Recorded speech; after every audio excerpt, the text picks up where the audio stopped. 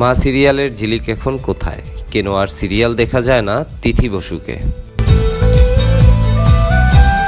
Star জলসার অন্যতম জনপ্রিয় সিরিয়াল ছিল মা।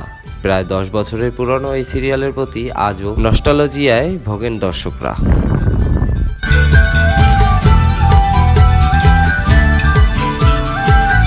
আর এই একটি সিরিয়ালে অভিনয় করে ব্যাপক জনপ্রিয়তা করেছিলেন অভিনেত্রী তিথি বসু।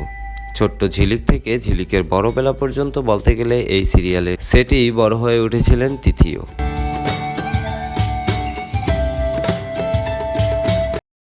কিন্তু মা সিরিয়ালের পর আর কোনোদিনও কোনো সিরিয়ালে দেখা যায়নি তিথি বসুকে।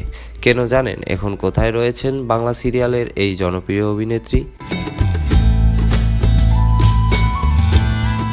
কোথায় আছেন মা সিরিয়ালের ঝিলিক ওরফে তিথি বসু? ঝিলিক হিসেবে জনপ্রিয় ছোট্ট সেই মেয়েটি এখন আর ছোট নেই। স্কুল এবং কলেজের গণ্ডি পেরিয়ে সে এখন পরিপূর্ণ যুবতী। তবে হ্যাঁ, সিরিয়াল এবং সিনেমাতে এখন আর অভিনয় করেন না তিথি।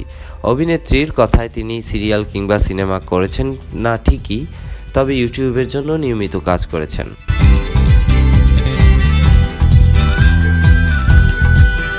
নিজস্ব ইউটিউব চ্যানেলের জন্য নিয়মিত ভিডিও বানিয়ে পোস্ট করেন তিনি। কিন্তু দর্শকরা বারবার তাকে সিরিয়ালে ফিরে পেতে চান। কেন অভিনয় ছেড়ে দিলেন তিথি বসু? আসলে তিথির ছোটবেলাটা খুব একটা ভালো ছিল না। ছোটবেলা থেকেই তিনি তার বাবা এবং মায়ের মধ্যে অশান্তি দেখেছেন।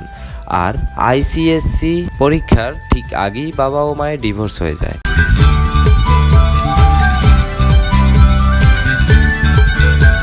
ওই সময়টা তিথির জন্য খুব খারাপ কেটেছিল। বাবা ছেড়ে চলে যাওয়াতে তিথিকে অনেকেই অনেক খারাপ কথা বলেছিলেন। তখন তিথি ছিলেন কিশোরী। ওই সময় তার কোমল মনে অনেক বড় প্রভাব ফেলেছিল ব্যক্তিগত জীবনের এই টানাপোড়েন।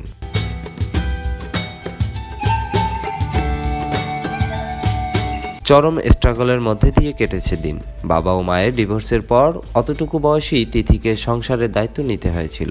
সিরিয়াল করে যা উপার্জন করতেন সেই থেকে ইলেকট্রিক বিল মেটানো থেকে রান্নাবান্না, বাজার করা সব একা হাতেই করতেন তিনি। আসলে স্বামী ছেড়ে চলে যাওয়াতে তিথির মা খুব ভেঙে পড়েছিলেন। তাই ছোট্ট তিথিকেই তার মায়ের গার্জেন হতে হয়েছিল। সংসার, অভিনয়, পড়াশোনা সবকিছু একা হাতেই সামলাচ্ছিলেন অভিনেত্রী। চরম দারিদ্র্যেও কেটেছিল সেই সব দিন।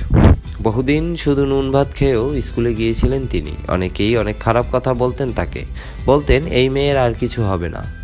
কিন্তু তিথি সবার মুখ বন্ধ করে দিয়েছেন। এখন তিনি ইউটিউবের জন্য কন্টেন্ট ক্রিয়েটর হিসেবে কাজ করছেন। ভবিষ্যতে সিরিয়ালে ফিরবেন কিনা সে সম্পর্কে জানাননি কিছুই।